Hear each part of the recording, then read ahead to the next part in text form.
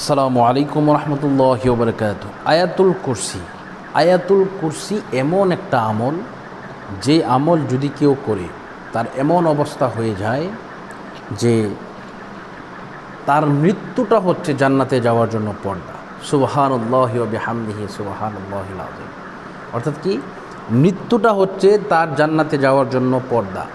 সে মৃত্যুবরণ করবে, আর মৃত্যুবরণ করার সাথে সাথে আলহামদুলিল্লাহ সে জান্নাতে চলে যাবে।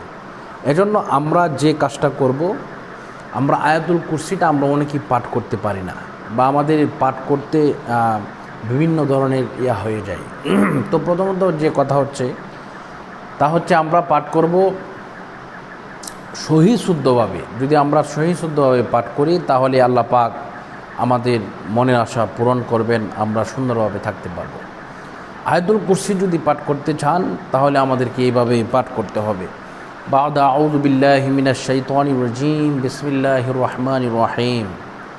আল্লাহু লা ইলাহা ইল্লা হুয়াল হাইয়ুল কাইয়্যুম, লা তা'খুযুহু সিনাতুন ওয়া লা নাওম, লাহু মা ফিস সামাওয়াতি ওয়া মা ফিল আরদ, মান যাল্লাযী ইয়াশফা'ু 'ইনদাহু ইল্লা বিইذনিহি, يعلم ما بين أيديهم وما خلفهم ولا يحيطون بشيء من علمه إلا بما شاء وسع كرسيه السماوات والأرض ولا يؤوده حفظهما وهو العلي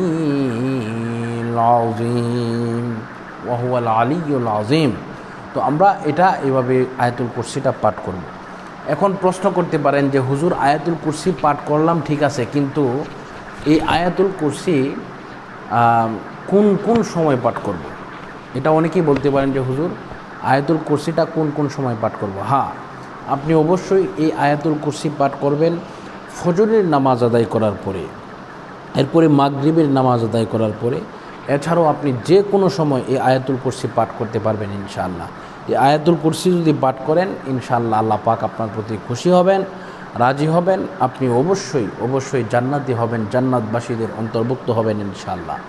তো আল্লাহ পাক রব্বুল আলামিন আমাদের সকলকে সুস্বাস্থ্য দান করুক, এবং আমরা যারা আমল করি সে আমল করে যেন আমরা জান্নাতবাসী হতে পারি সেই তৌফিক দান করুক। এছাড়াও আরও বহু আমল রয়েছে। আপনারা আমার চ্যানেলকে যারা এখনও সাবস্ক্রাইব করেন নাই, সাবস্ক্রাইব করবেন। আপনারা আমার পাশেই থাকবেন, লাইক কমেন্ট শেয়ার করবেন।